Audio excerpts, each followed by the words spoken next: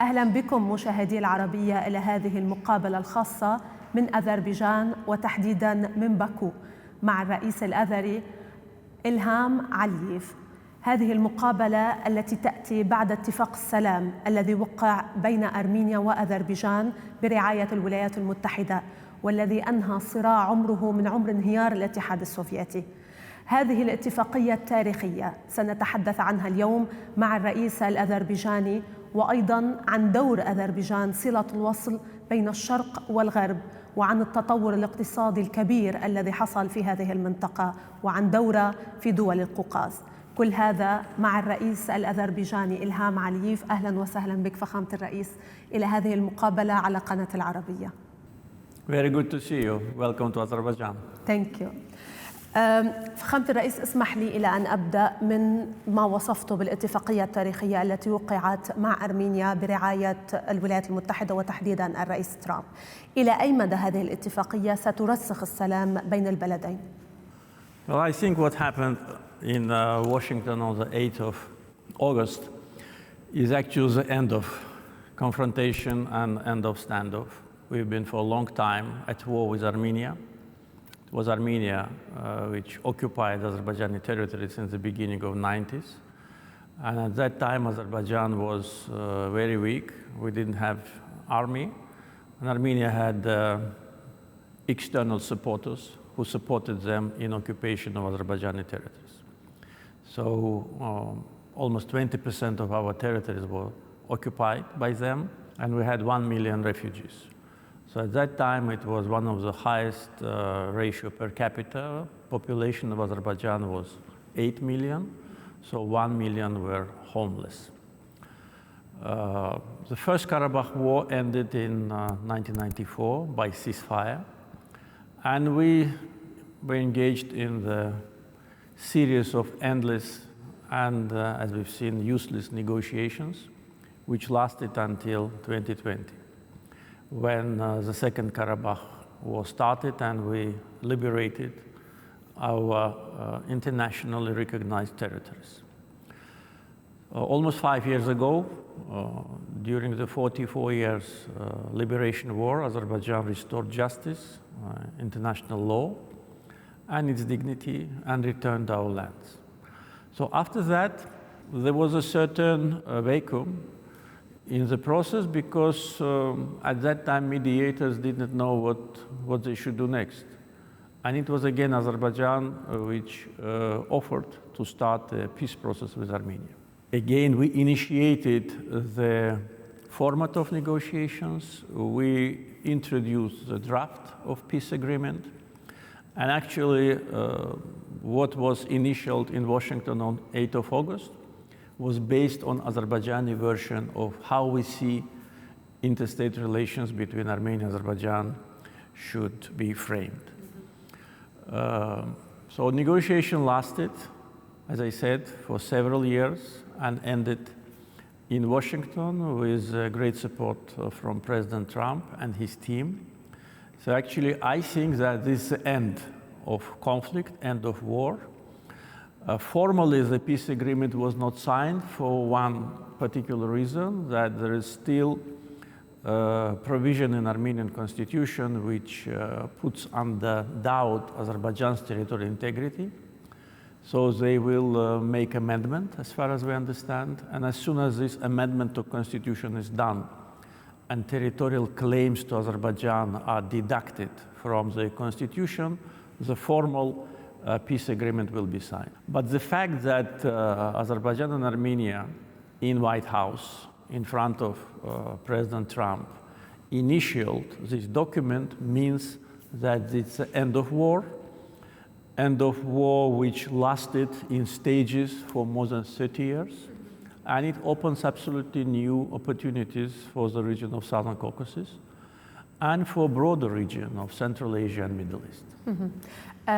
فخامة الرئيس، بما أنك تتحدث عن التعديل بالمؤسسات الدستورية داخل أرمينيا لكي يثبت اتفاق السلام الذي وقعتموه. هل تتخوف بالمستقبل في حال حصول أي تغير سياسي بالداخل، يعني أتحدث على مستوى الحكومة والرئيس وغيره، أن يكون هناك أي اهتزاز لهذه الاتفاقية؟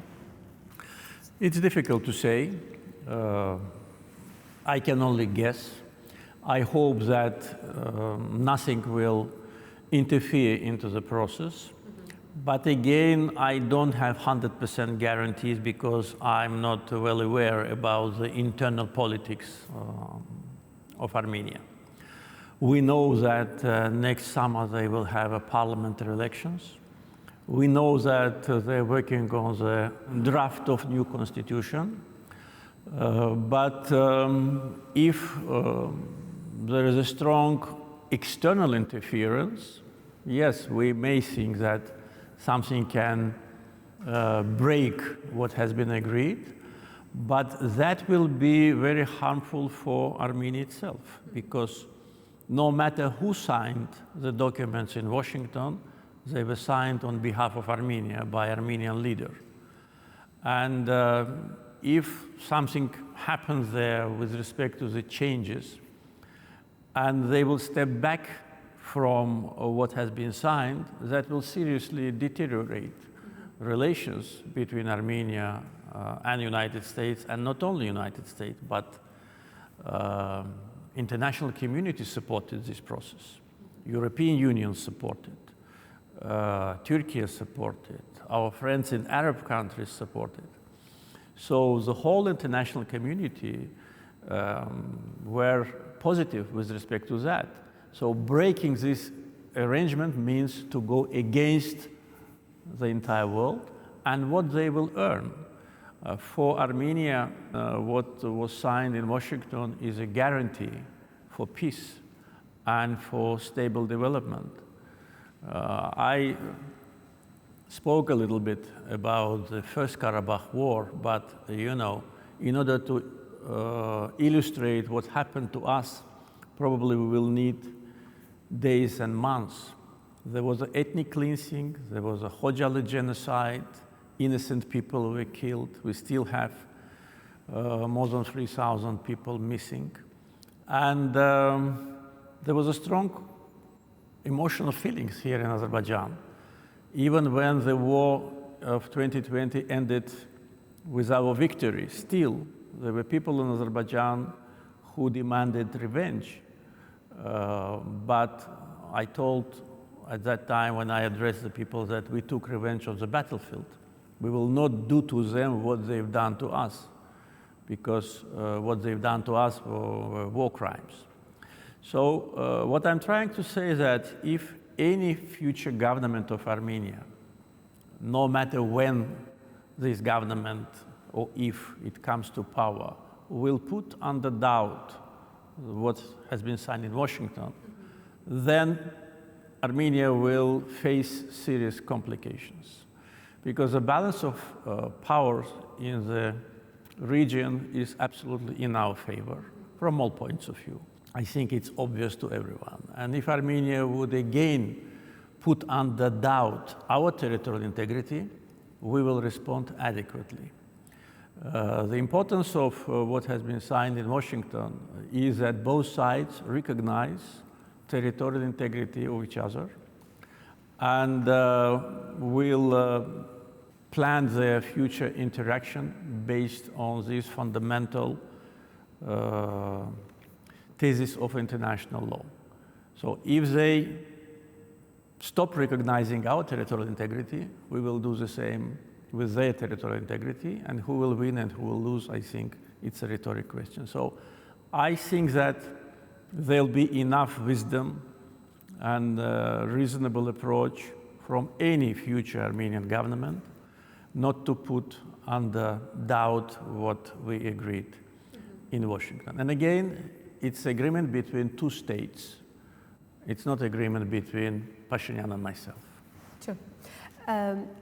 سيد الرئيس، بما أنك تتحدث عن يعني ضرورة أن يبقى هذا الاتفاق ثابت بالمستقبل، هناك المناطق الحدودية وتحديدا قرباخ تعرضت لتدمير كامل.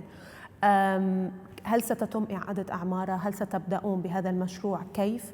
ماذا عن السكان الذين هجروا من هناك إن كان من الجانب الأذري أو من الجانب الأرميني؟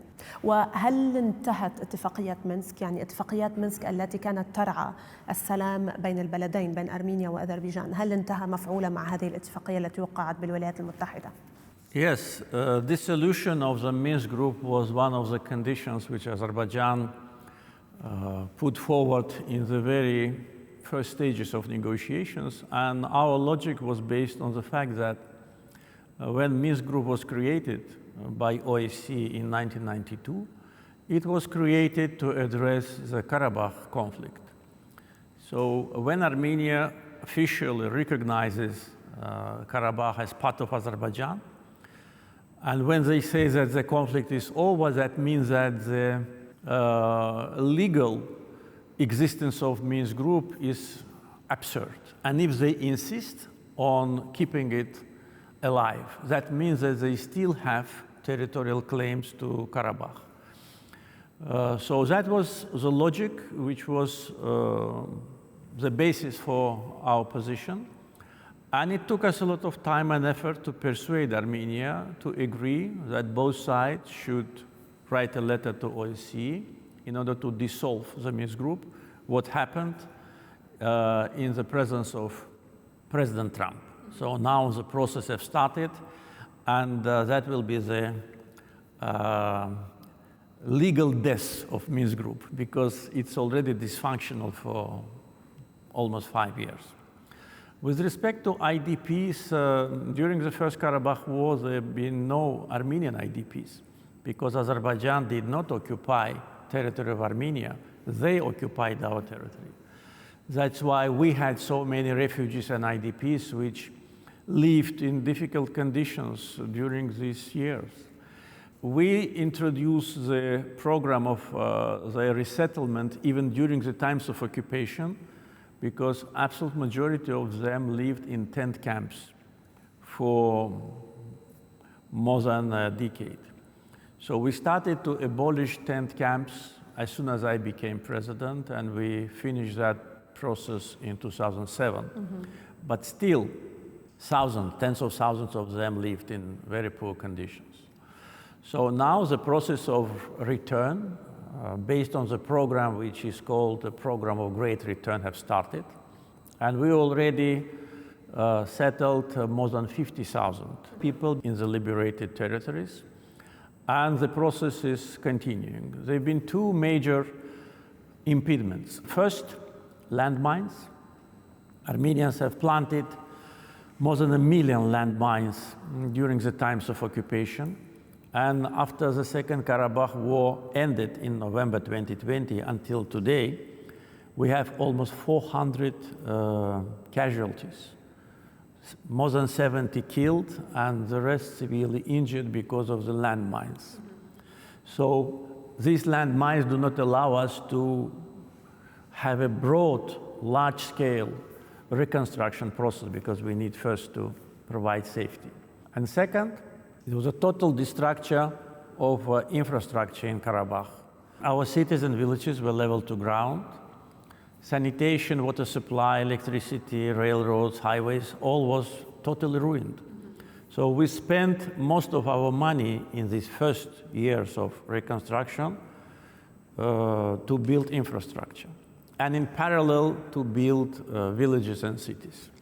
So now we are almost in the final stage of infrastructural development. I think full infrastructure projects will be ready maybe in 2-3 years. And now we spend more money for housing projects. So it's now visible, like buildings are coming from the middle of nowhere.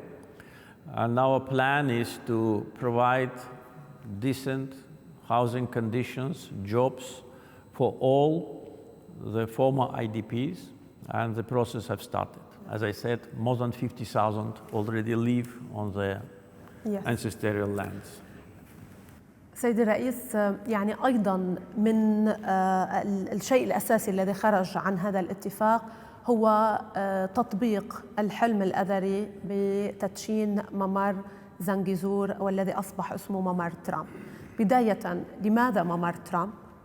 وهل سينقل هذا الممر أذربيجان إلى دور استراتيجي مهم جدا اليوم، هي صلة الوصل بين هنا وبين أوروبا، وهذا بجهودكم طبعا. In order to answer this question, I should go into a little bit of history and just to explain the people who watch us how it happened that Azerbaijan is divided in two. So it was done in the first months of Sovietization of Azerbaijan. When Russian Empire collapsed in 1917, Azerbaijan established Azerbaijan Democratic Republic. It was the first democratic republic in the Muslim world, which was established in May 1918. And it lived until April 1920, when Russian army invaded Azerbaijan and occupied it. The Bolsheviks, which made a revolution in 1917, they lied to people because their slogans were factories to workers, land to farmers, freedom to peoples. We established our own state, but Bolsheviks took it from us. So in April 1920, Russian army invaded Azerbaijan and occupied it.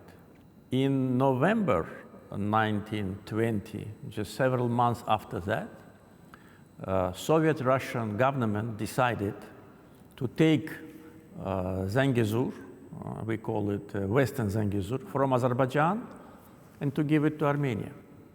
And that's how Azerbaijan became divided in two, mainland and Nakhchivan. And Western Zangezur was just in between. During the Soviet times, it was not a problem because there were no borders and there was no wars. So people could go freely by cars or by railroad from mainland to Nakhchivan. But after Armenia launched aggression against Azerbaijan, they cut that connection line, they cut the corridor. And today, in order to get to Nakhchivan, we have either to fly there or to go by buses or by cars through the territory of Iran, or even longer route to go through the territory of Georgia, Turkey, and then enter Nakhchivan. So it's a lot of inconvenience and a lot of problems.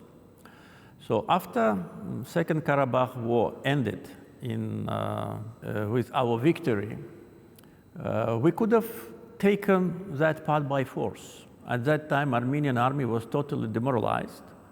There have been 12,000 deserters, people who ran from war, in Armenian army, and 0 in Azerbaijani army. Azerbaijani army was motivated, people were motivated, and there was no one in front of us. We just stopped on the 10th of November 2020 on our border. We didn't take that part by force.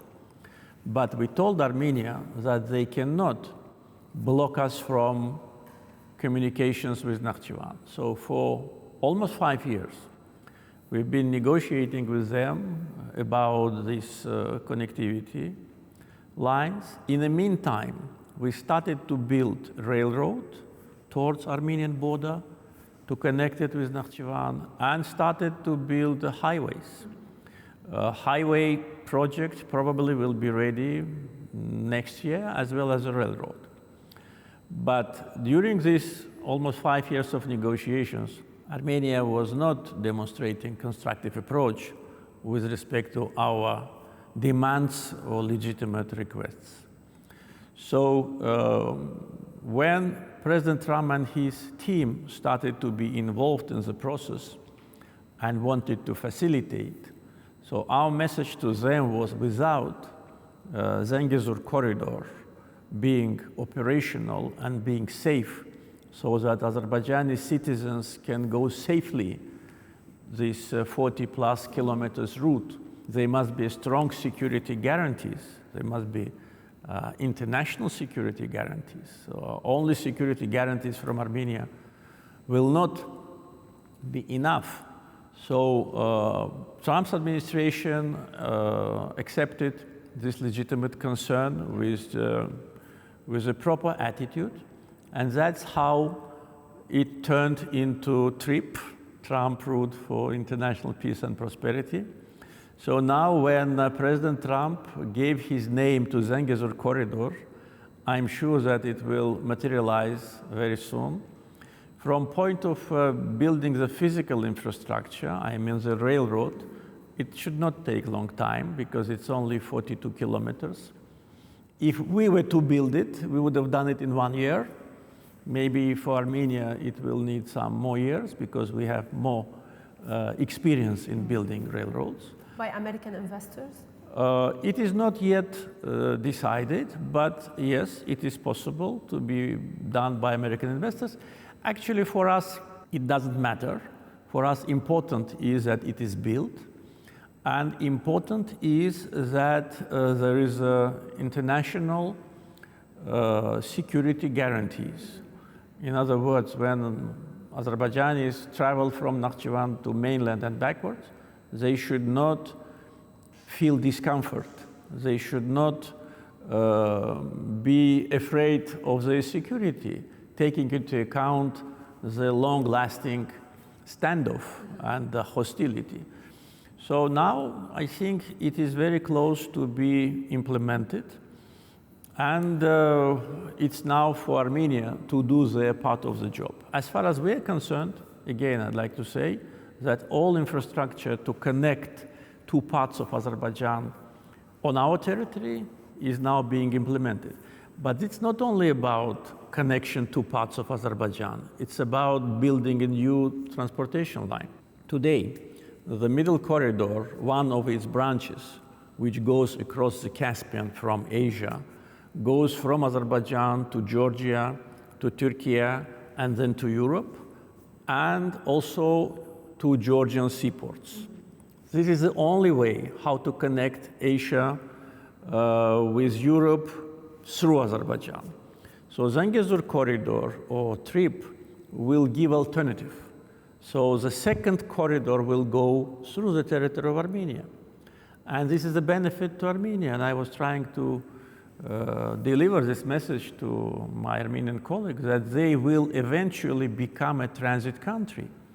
Every country, if has a potential, tries to become a transit country. We, for instance, we want to be a transit country. We want corridors to cross Azerbaijan from east to west, north to south. Armenia, because of occupation, was deprived from that. There is no transit going across the country.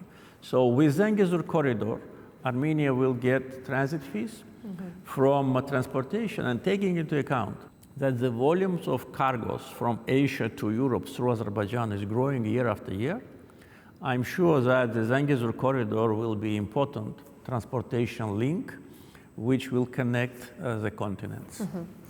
بما أنك تتحدث سيد الرئيس عن أهمية زنجزور، يعني بظل هذه الاتفاقيات هناك فريقين أساسيين على أطراف الاتفاقية، أتحدث عن روسيا وإيران. سأبدأ من إيران. إيران كان هناك زيارة للرئيس الإيراني مؤخراً إلى أذربيجان، ومن المعلوم بأن أصوله أذرية ويتكلم نفس اللغة. كيف تصف العلاقة مع إيران اليوم بظل كل تغيير الموقع والدور الجيوسياسي لأذربيجان؟ Yes, you're right. The president of Iran visited Azerbaijan. Actually, he visited Azerbaijan twice.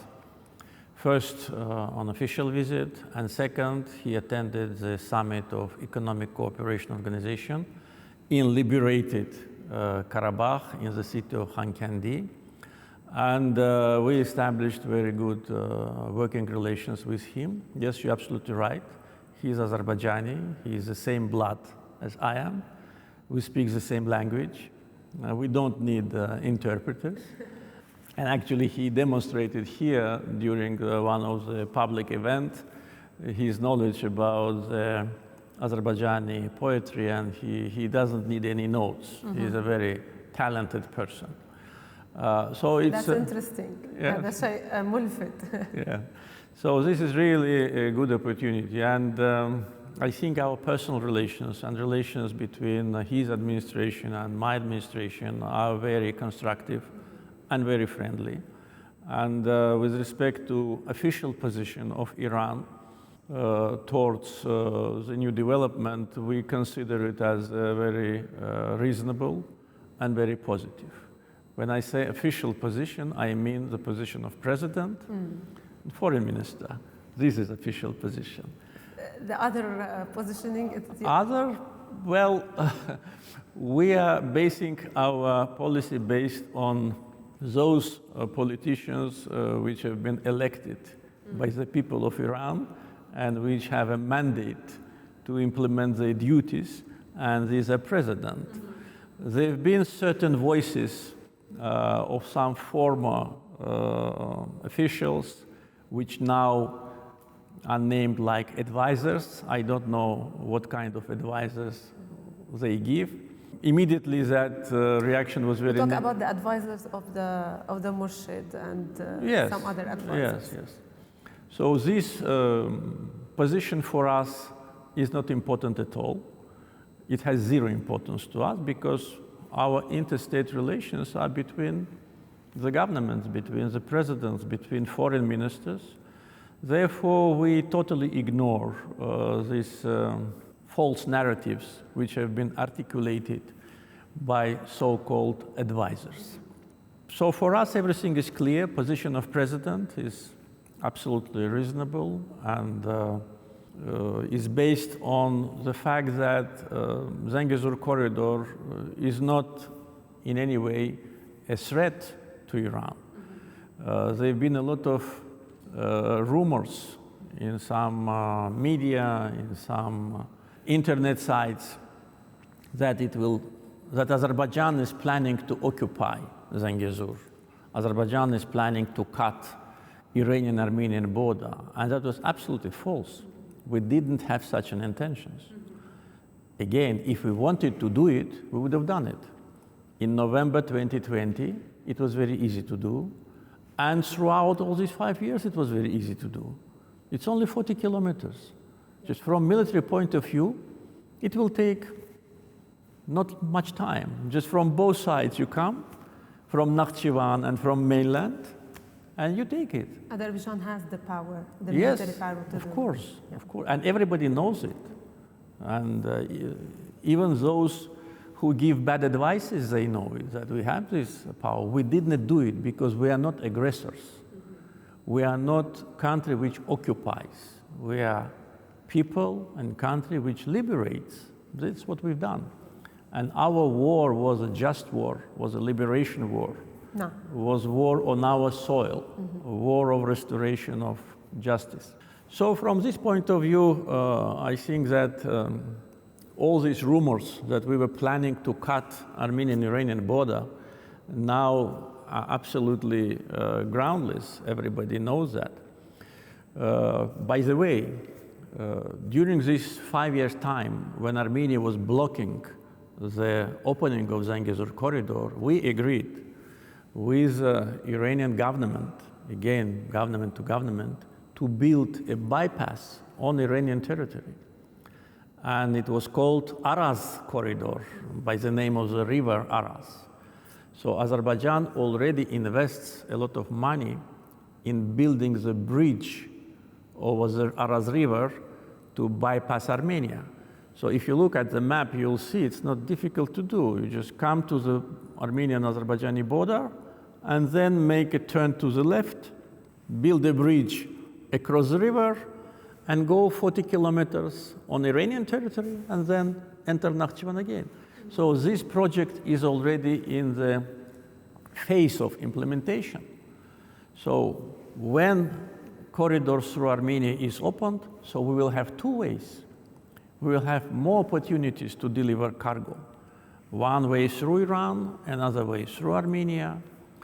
We also discussed with our Iranian colleagues from the government that there may be necessity to build a railroad on Iranian side of the river. If that happens, if Iran does it, then part of cargoes will go through Iran. And what is more important, which some advisors which give bad advices do not understand, is again on the advisors. this is not only between Azerbaijan and Azerbaijan, not only between East and West, but it is also between North and South. Because today, South-North corridor. I was going to ask about this. Yes. Can I ask the question in Arabic, yes. then I will translate Sure. it. زنزيقور ممر زنزيقور هل سيؤثر على الممر الشمالي الموجودة في إيران هناك؟ No, it will only help. Because first, the north-south corridor, which originally was planned and designed, goes from northern Europe, Russia, Azerbaijan, Iran, Persian Gulf. Just straight line, if you look at the map, it goes on the territory of Azerbaijan, partly just by the shore of the Caspian Sea. سيلتقون مع بعضهم. Now, yes. Now, yes. So this is an authentic north-south corridor, which is fully built on Azerbaijani territory. We have full railroad and highway connection between the Russian border and Iranian border. The missing part is on the territory of Iran. They need to build some 150 or more kilometers, but that will take time, maybe several years. What can happen with connection between north and south? It can go through Zangezur. Again, if you imagine the map, it can go from northern Europe to Russia, to Azerbaijan, and then from Azerbaijan, it can go to Zangezur, enter Nakhchivan, and from Nakhchivan, we have a railroad connection with Iran, which goes to the Persian Gulf. So actually, Zangezur corridor will not only be east-west, but also north-south transportation corridor. And instead of one north-south route from Russia to Iran, Azerbaijan, Iran, we will have another one from Russia to Azerbaijan, Armenia, Nakhchivan, Iran. So it will be, I think, a win-win situation for the whole region, and there'll be no losers. And I know that Iranian government, coming back to your question, understands it, and Azerbaijan will do everything in order to strengthen regional cooperation between all the countries of the region. روسيا أيضا يعني روسيا بالجانب الآخر. اليوم من المعلوم بأنه بعد حادثة إسقاط الطائرة العلاقات يعني ليست كما قبل. هل هناك فتح للقنوات الدبلوماسية مجددا مع موسكو؟ وكيف تصف العلاقة اليوم بعدما كانت تعتبر جيدة؟ The shooting of Azerbaijani civilian plane by Russia and the reaction of Russian officials to that create a very big frustration and disappointment in Azerbaijan. First, this shooting shouldn't have happened in the first place, because when there are drone attacks on Russian airports, they announce the special regime. They call it a carpet, in Russian ковер, and all the planes get a signal that there is a drone attack, and they turn back. Mm-hmm. 2 weeks before they crash, the same happened with our plane, which was flying to the same Russian city, and they got this signal, so they turned back. This time, they did not give this signal. They gave the signal after the plane already was shot down. So they did it in order just to mislead those who would investigate. They shot it twice. Only professionalism and courage of the pilots made it possible for plane to land. Mm-hmm. And fortunately, it landed in Kazakhstan, not in Russia. It landed in Kazakhstan, and there was a crash. Some people survived, and we have those who gave evidence. We have two people who were in the plane who were injured by the shrapnel which penetrated the fuselage. We have remainings of the plane, and immediately I sent the team. It's not far away, it's only 40 minutes flight. Immediately our team was there on the site and they filmed everything. So you can find it on the internet. All the fuselage was in holes, shrapnel. It was damaged by Russian air defense system. So shooting the plane should have happened in the first place, but that was a tragic mistake. I can give you one example, again, of the Second Karabakh War, when in the last day of war, on the 9th of November, by chance, Azerbaijan shot down Russian helicopter, which approached Azerbaijani border where he shouldn't have been in the first place, because for 30 years, Russian helicopters never approached Azerbaijani border from the territory of Armenia. It was coming from Armenia. So for those who shot it down, it was obvious that Armenian helicopter is penetrating our territory. So they shut it down. Immediately, the same day, I called Russian president and apologized. We paid immediately compensation to the families of those who have been killed, the pilots, and to the Minister of Defense. We started investigation, and those who made that tragic mistake were brought to justice. We haven't seen anything of that sort from Russian side. So that tragic event on the 9th of November and our behavior made us, how to say, absolutely being ready for the same attitude to Azerbaijan, because two countries call themselves friends, but that was a big surprise. So until now, they do not say what happened. This, of course, is a serious situation in our bilateral relations, but we did not want to aggravate these relations. Yes, our people were disappointed, angry, frustrated. We were waiting for, okay, sooner or later investigation will come to an end. But then these unmotivated attacks on Azerbaijanis in Russia started. Two people have been killed and tortured. And then official information was that they died from heart attack. Even if they committed a crime 20 years ago, as they say, they're people. They must not be treated like that. What kind of attitude is that? And there have been Azerbaijani citizens among them and Russian citizens of Azerbaijani origin. And that was an unprecedented act against our people. We are not responsible for this deterioration of relations. We only respond in a constructive and legal manner, but we will never tolerate any sign or demonstration of aggression or disrespect to us.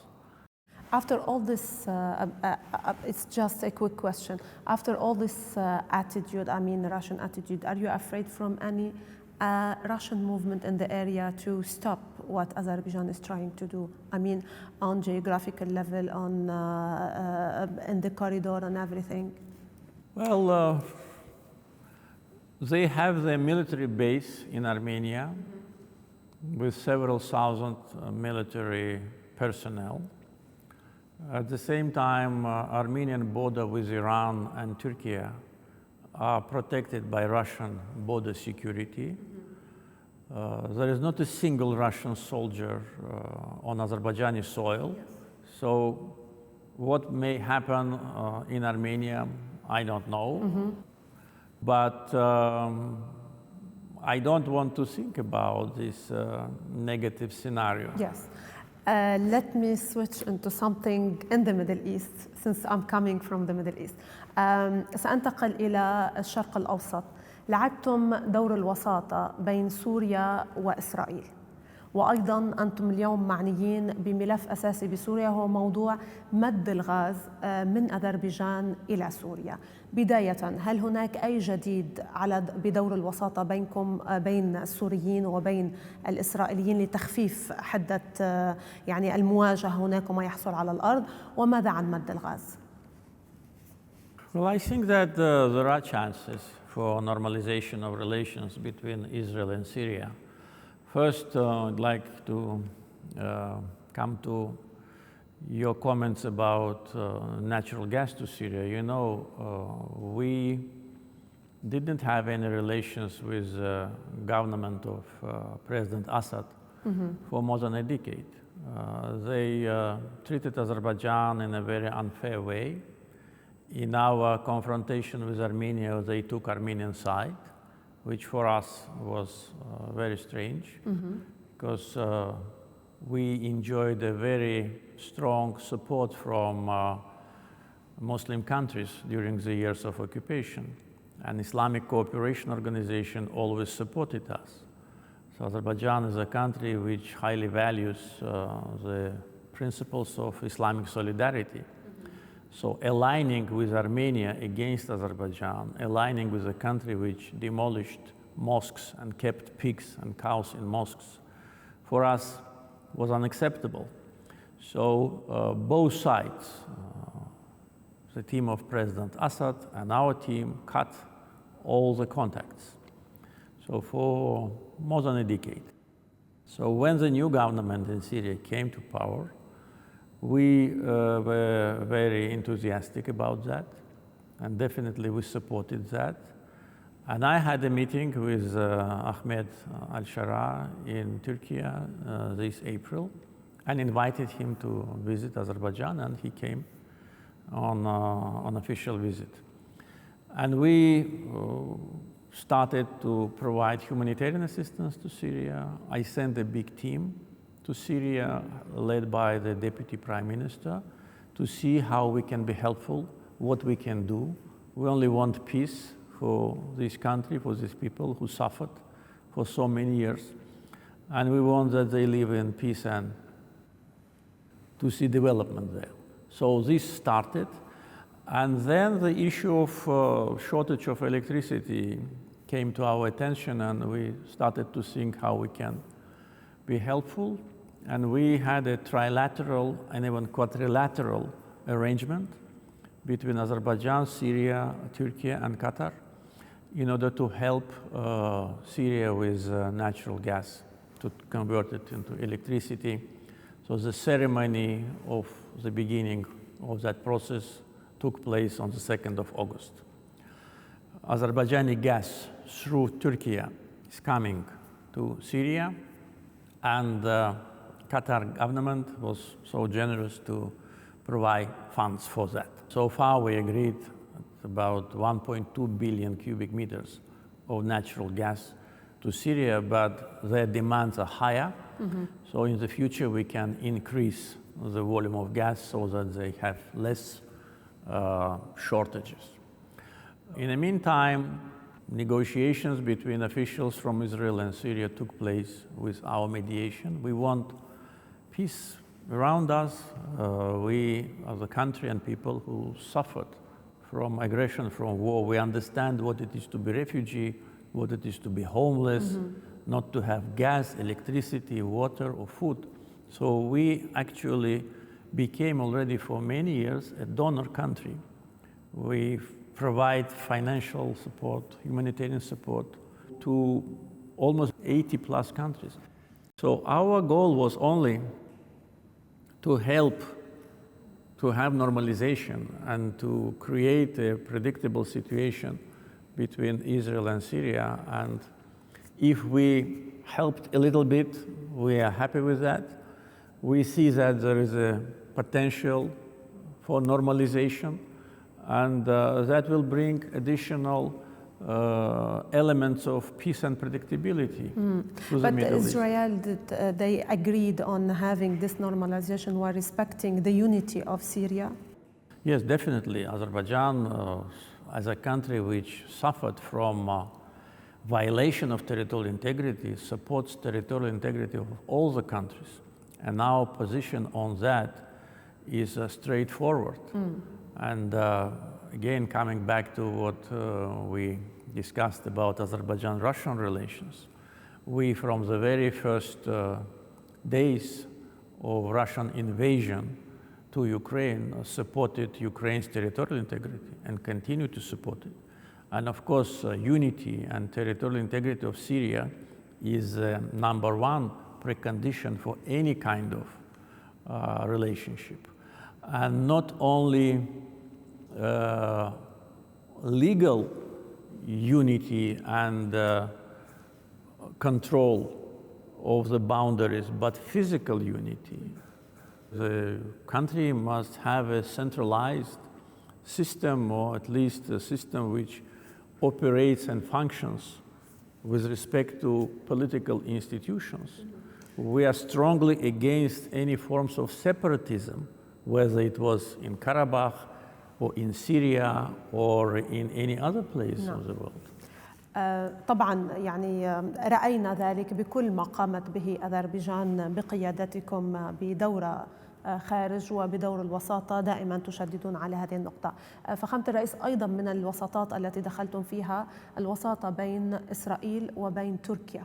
إلى أين وصلت، وخصوصا بملف الأكراد والملفات العالقة بين الطرفين، لأن الصراع بين تركيا وإسرائيل طبعا ليس من مصلحة أذربيجان؟ Well, we are trying to be helpful when we see that there is a chance for normalization. And during the first stage of normalization between Turkey and Israel, Azerbaijani role was appreciated by both countries. And you know, there was a visit of Israeli President Isaac Herzog to Turkey. And so we were happy that two countries are now finding the common grounds. At the moment, relationship between Turkey and Israel are more tense than ever before. Therefore, if we are asked to step in, we will do it. If not, we will try just to use maybe some not very public diplomatic efforts in order to help to find the ground, because the most important is safety and security. We know very well the value of security. We've been at war in different forms of war for more than 30 years. So it makes you totally preoccupied with that. For me as a president, for 17 years, since I became president until we liberated Karabakh, that was issue number one, number two, number 10. I was totally preoccupied then, day and night. So it, of course, distracted not only me, but the whole team from many other things which could have done maybe more faster and in a more efficient way. So any potential threat, any even hypothetical threat of physical confrontation is harmful. It's harmful for people, for countries, for the economy, for the credit rating, for everything. So we are trying to provide, based on our experience, because we had experience of being occupied, we have experience of being a victorious country, we have experience being at war, and now we have experience how to reach peace. So we know how to do it. And also our diversified foreign policy directions also allows Azerbaijan to be in the middle of events. Because not many countries today can talk in a very sincere way to those who are now in difficult terms. So we are ready to do it. We hope it will work. But of course, we don't want to impose ourselves on anyone. We just do what is necessary when we are asked for that. فهمت الرئيس، يعني سأبقى بالشرق الأوسط ومن بعدها سأختم بسؤالين سريعين. بالشرق الأوسط اليوم أذربيجان أصبح لها أيضا دور أساسي، ليس فقط نقل الغاز من أذربيجان إلى أوروبا وأيضا نقل الغاز من أذربيجان إلى الشرق الأوسط. هل ممكن أن تلعبون دور أكبر بهذا الموضوع؟ ممكن أن تدخلوا عبر خط الغاز العربي أو غيره؟ وكيف تصف اليوم العلاقة مع دول الشرق الأوسط وتحديدا مع دول الخليج؟ With respect to energy, so yes, you're right. Our main destination for natural gas is Europe. We provide gas to 10 European countries. 8 of them are members of EU. So for these countries, Azerbaijani gas really plays important role in the energy security, and this role will grow. I already publicly announced our plans for the coming years. By 2030, we will have guaranteed additional 8 billion cubic meters of natural gas, plus to what we have today.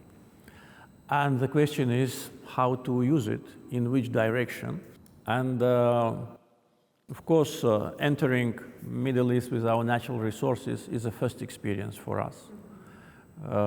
We think that, as I already said, we can increase the volume of gas to Syria.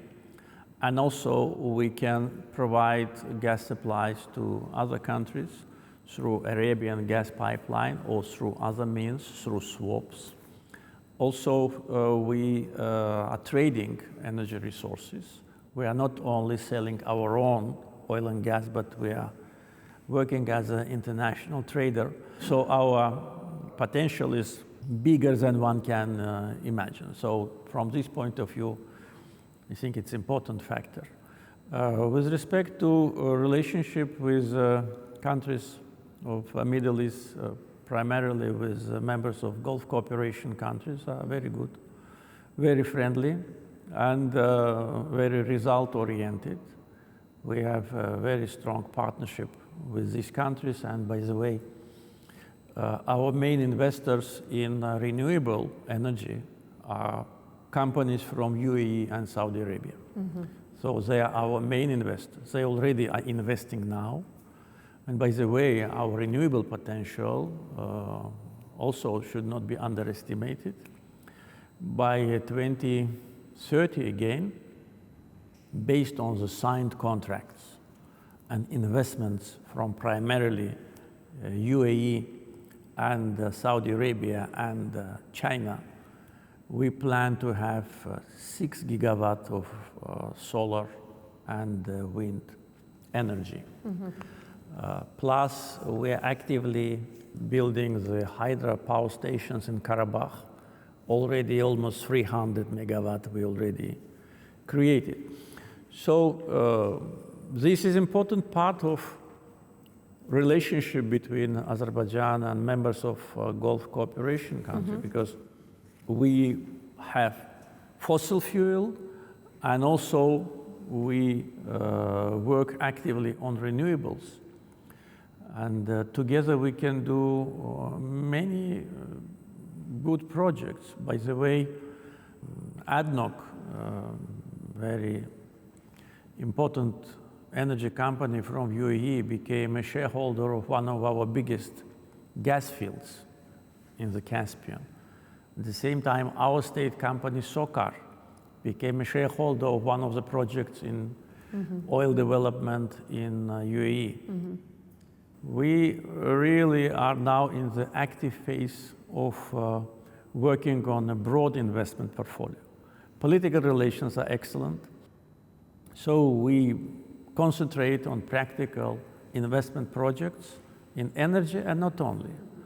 In hospitality, in tourism, in agriculture, so many projects are in the pipeline.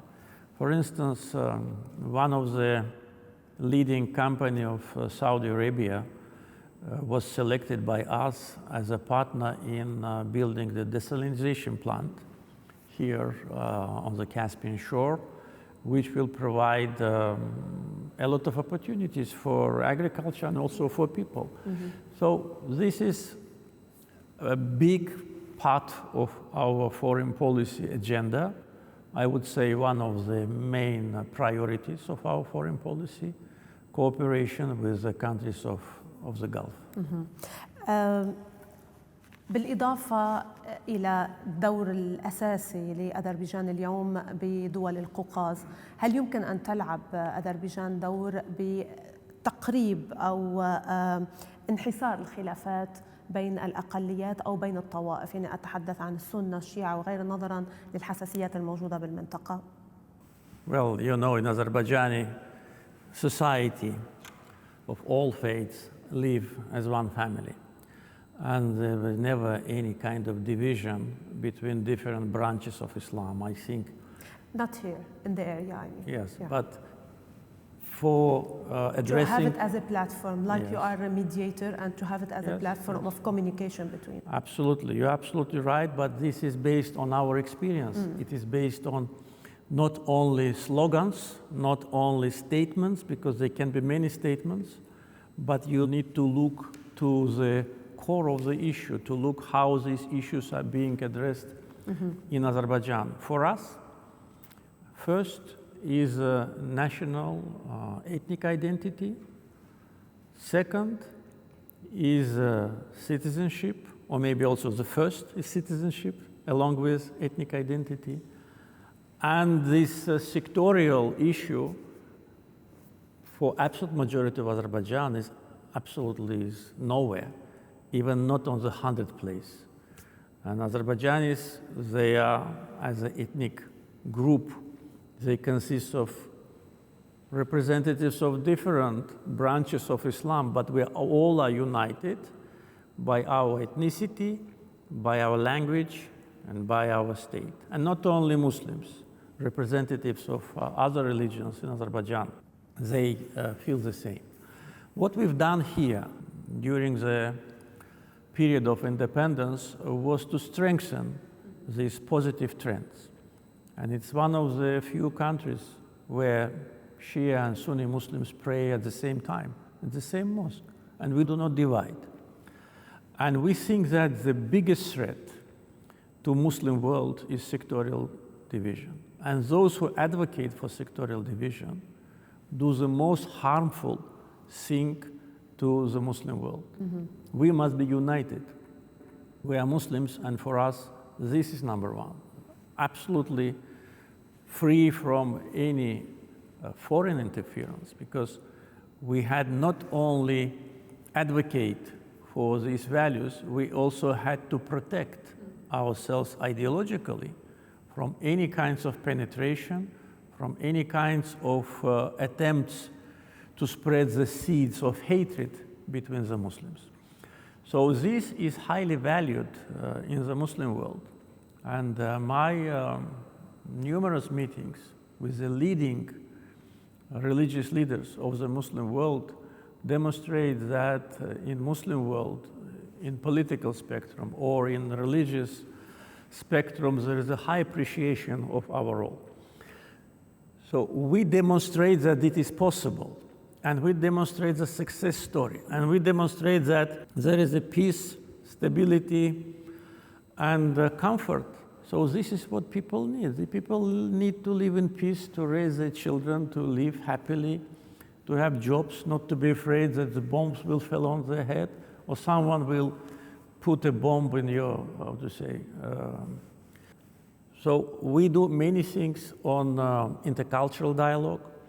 We have regular international conferences on intercultural dialogue every second year, where we address all these important issues, not only issues which are important for the Muslims, but for the all religions. From this point of view, our role is mainly based on what we have done here, and this how it can be done in other places. And I think that now in a political circle of absolute majority of Muslim countries, I have a lot of contact between the presidents. There is understanding that Muslims must be united, and sectarial division is a threat to our unity. So you meet with the vision of Gulf country peace for prosperity. Exactly. Yes. Exactly. سيد الرئيس قبل أن نختم التقيت بالرئيس ترامب وهو شخصية استثنائية يعتبر بتاريخ الرؤساء الأمريكيين. ما الذي يمكن أن تقوله عن الرئيس ترامب اليوم؟ يعني ما أكثر شيء كان ملفت لم تعرفه عنه وعرفته بهذا اللقاء، وهل سترشحه لجائزة نوبل للسلام؟ Yes, exactly. Together with Armenian colleague, we nominated President Trump for Nobel Peace Prize. He really deserves it. As I said in my comments in Washington, in several months, he made a miracle in Africa, in Asia, in Southern Caucasus. And this is his character, this is his nature. He wants peace.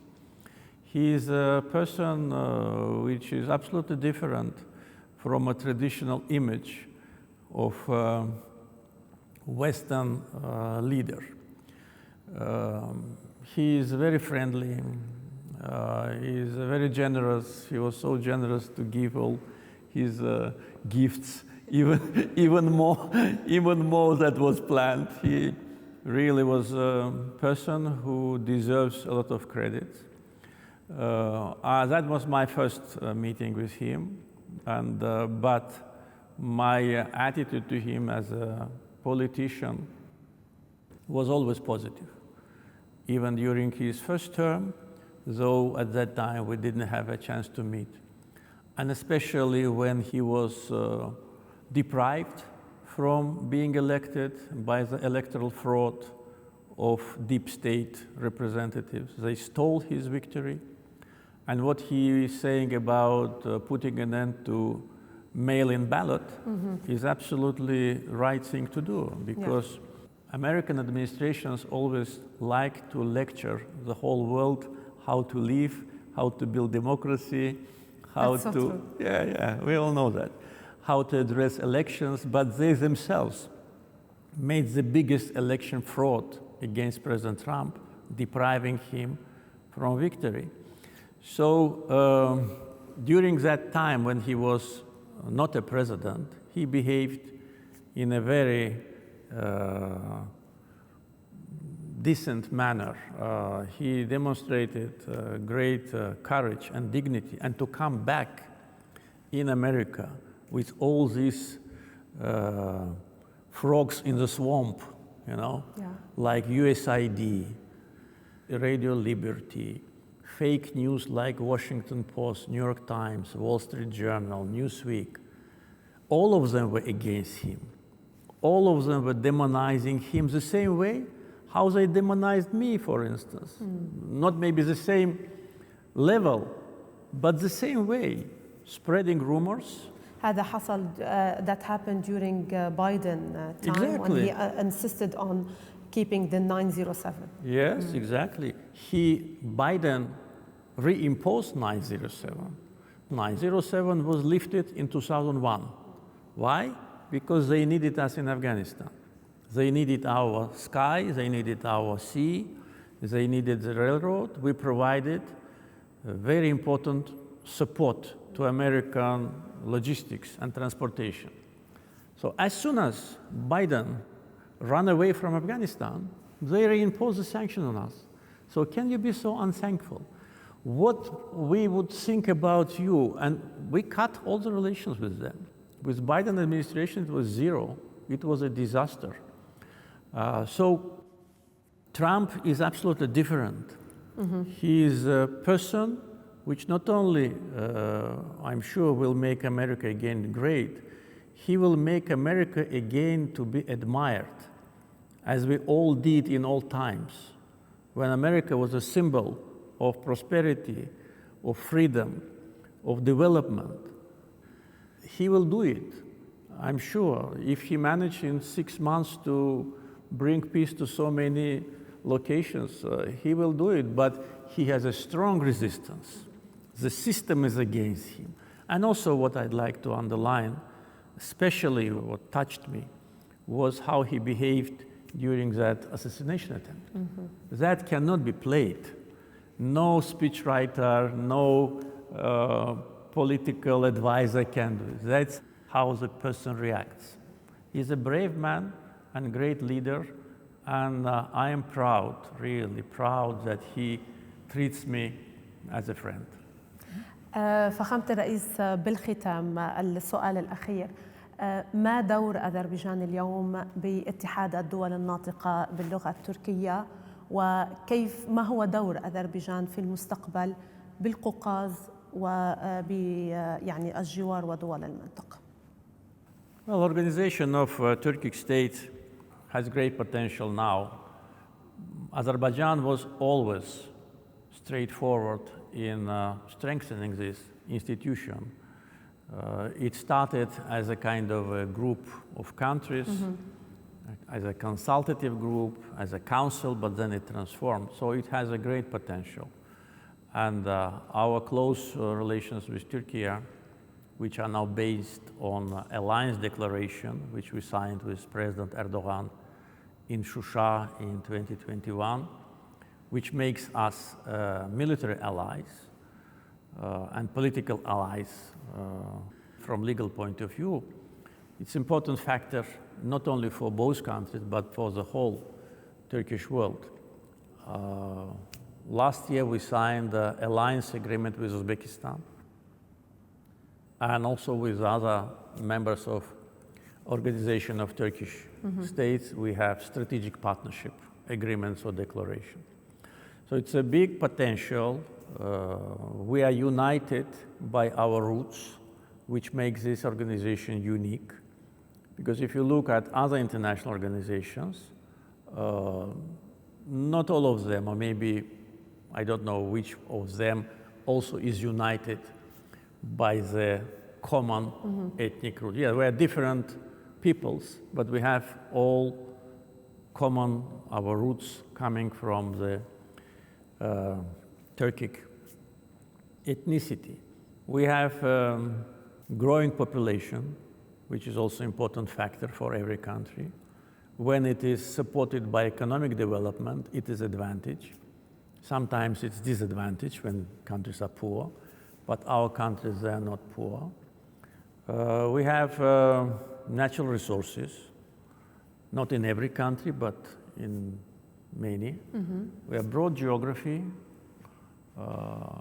Turkey is a leading military force on the global scale. In NATO, it's second army after United States. Azerbaijani army also demonstrated itself on the battlefield, not on parades. And connectivity. And when we talk about today about corridors, you cannot avoid us. You cannot. You should use us, our territories, our facilities. And also important is that in all members of organization, there is a political stability and friendly relations between each other and between all. So this is really makes organization unique. So we need to strengthen it. And we need to strengthen it by concrete projects, by investments, by energy, by transportation, by cultural projects. So I see in the future this organization as one of the important global actors.